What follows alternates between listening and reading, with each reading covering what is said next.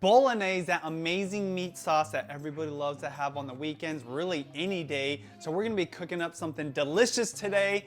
If you're new to this channel, consider subscribing. Hit that like button if you eat bolo, and let's get right into the ingredients. I know that a lot of other people, when they cook with Bolognese, they use other pastas. We're just using a straight up spaghetti. We've got celery, which we're gonna dice up. We've got some carrots, which we're gonna dice up, and we've got some onions that we're gonna dice up.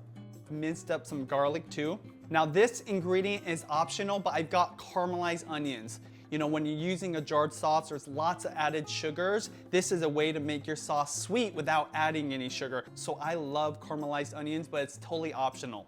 Now you can see I'm using two different kinds of pork. You can use half beef, half pork. Today I'm using an Italian seasoned pork, as well as a straight up 100% unflavored pork. I'm using beef stock, which is gonna give it a nice bold flavor.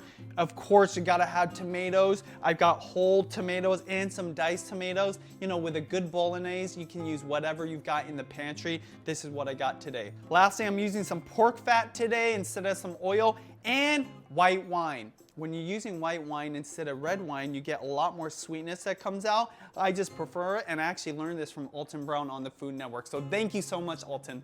All right, the first thing you want to do, even before you start preparing the ingredients, is start cooking up those tomatoes. Remember how I said I have a technique to quicken this recipe? Well, what I do is I take the big pot, I put some olive oil in there, and I start cooking up that garlic, just simmering it, just sweating it, and then I put the tomatoes in there. I like to do this so that it gets the tomatoes cooking up before you start preparing all the other ingredients, because this is one of the things that takes the longest. So your tomatoes have been cooking for a while. I'm gonna go ahead and let that simmer on a medium-low heat so it starts breaking down while I prepare the other ingredients. All right, so the tomatoes have really cooked down. As you can see, I've moved it to the other burner. I've got the pan that's warming up right now, and I'm gonna cook up the other ingredients. So first thing I'm gonna do is go ahead and cook up my meat. I'm gonna add that meat to the pan. I'm gonna fry it up. It doesn't have to cook all the way, but you want it to get into a nice golden brown color, and then add it to your sauce.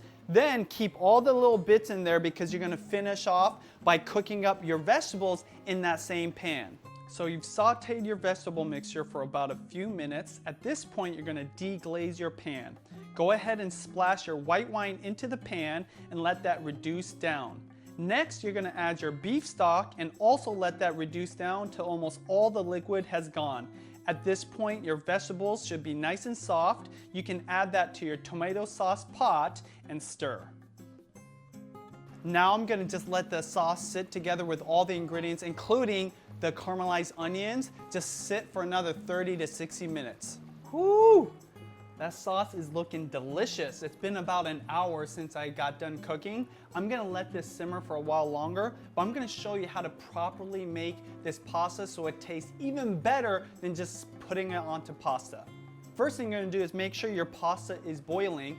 Add a little bit of the sauce into a frying pan at like a medium-low heat. Once your pasta is completely done, go ahead and pour that into the frying pan. Add a little bit of that pasta water, because the starches are gonna make that sauce nice and decadent. Stir fry for about 1 minute, and then you're good to go. The pasta has soaked up all the flavors of the sauce, and we're just gonna go ahead and plate this and add a little bit more sauce and then taste it. Bolo is done, plated, and it's so delicious. You're gonna love it. Make sure you comment below of when you're gonna try this, and hit that like button if you're a fan of Bolognese. I'm gonna try this, but make sure you click my playlist right here if you wanna see all my pasta recipes.